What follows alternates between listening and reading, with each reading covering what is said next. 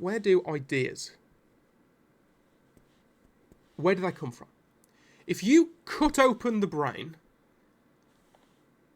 show me an idea. Show me a thought. Show me a memory.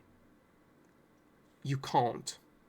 And the reason you can't is because that's not necessarily where they are. So I'm going to introduce you now to a theory of consciousness, a theory of what the brain actually does. So here we have the left hemisphere of the brain. The left hemisphere of the brain is all about our 5 senses. So the left hemisphere is all about how we're interacting with our world. That's what the left hemisphere of the brain is all about. How is this hemisphere of the brain interacting with the world? Our entire universe is made up of 5 senses. Our sight, our smell, our hearing, our taste, and our feeling, so tactile. That is our entire left brain, effectively. Our entire left brain takes what's happening in the world and it processes the information via these 5 filters. You cannot experience the world without these 5 filters. You simply cannot do it. The brain will not allow it. We don't have a 6th, 7th, or 8th sense as we know it, as we perceive it. Okay? So these are senses. Now, what about the right hemisphere of the brain?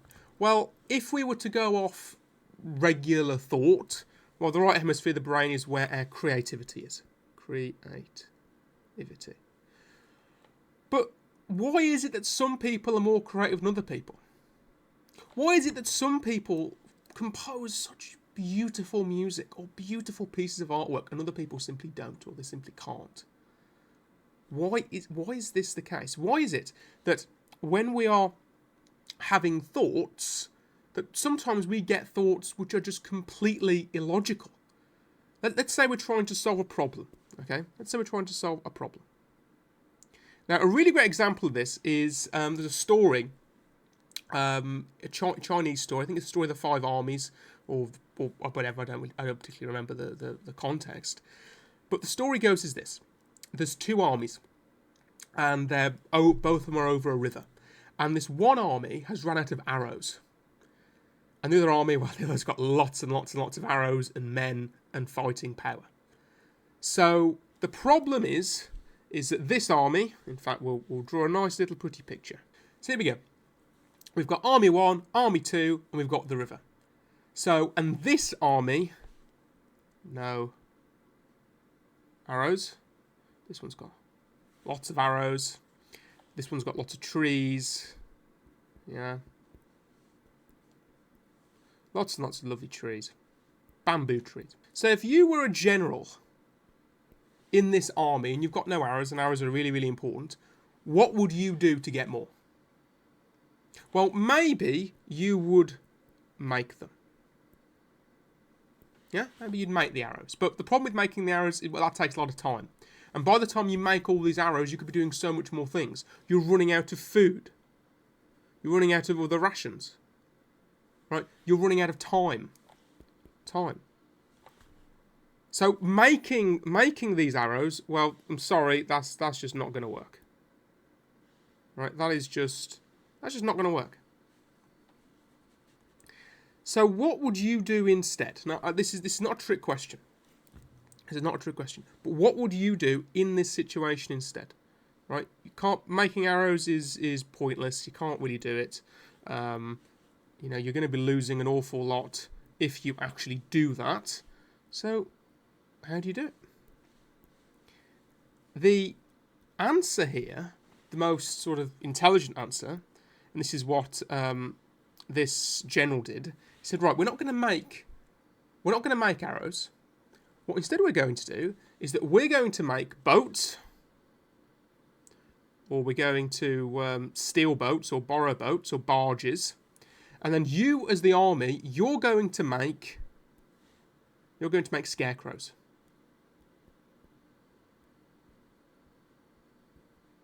We're going to make scarecrows. And then you are going to sail these scarecrows down the river. And we're going to have men on the other side of the river. And they're going to bash drums. Right, they're going to bash drums. They're going to make loads of noise. And we're going to wait till it's dark, so no one can see. We're going to wait till it's dark, so no one can see.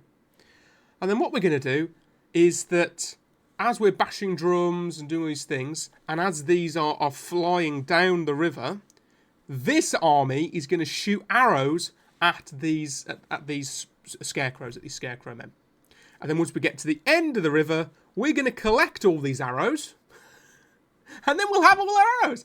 Arrow problem solved. And not only that, when we get to the bottom of the river, we're then going to carry them back again, and we're going to do it again.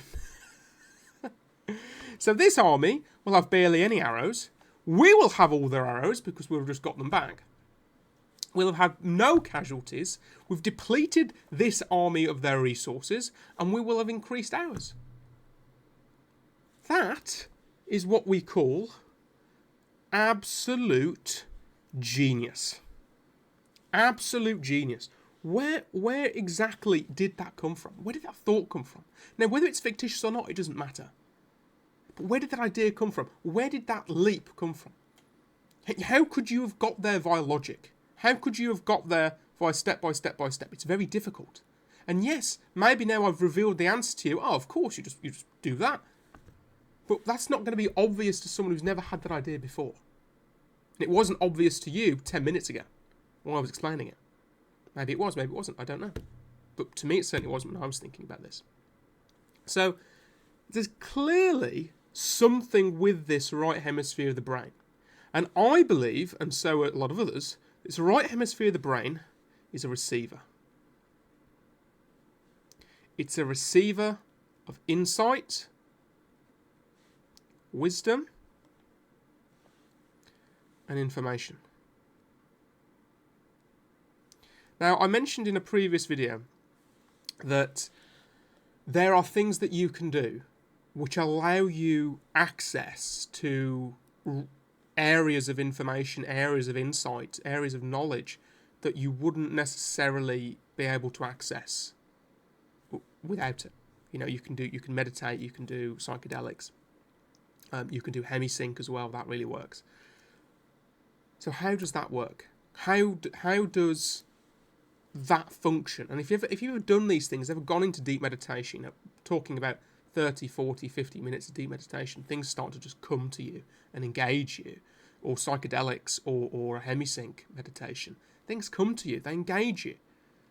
What is actually going on there? What's going on there is that you're turning off, you're disrupting the left hemisphere of the brain. You're disrupting it so that you are getting less from these five senses and more, a lot more, from your right hemisphere, from this receiver. And you're tapping into something. So I would put it to you that you've got two sides of the brain. And these two sides of the brain do two different things. Entirely different things. So your right hemisphere of the brain brings in ideas. Right, it taps into this vibrational frequency, which gives you, really great or really terrible ideas depending on what you're tapping into. And then as you're getting these ideas, the left hemisphere of the brain's job is to turn that into physical reality, right? Physical matter. That is the job of the right hemisphere of the brain. So the right hemisphere is totally dependent on... So the left hemisphere is totally dependent on the right hemisphere of the brain. I don't believe the brain is some sort of warehouse for knowledge and information. I believe what happens is that your long-term memory isn't actually here at all. I don't think it's in the brain. I think the long-term memory is your right hemisphere of the brain encoding information into this space. Because if you're trying to remember something, and you're really trying hard to remember, does it work? No, it doesn't work. You can't force yourself, oh, I'm trying to remember this. You can't. What do you have to do instead? You have to relax.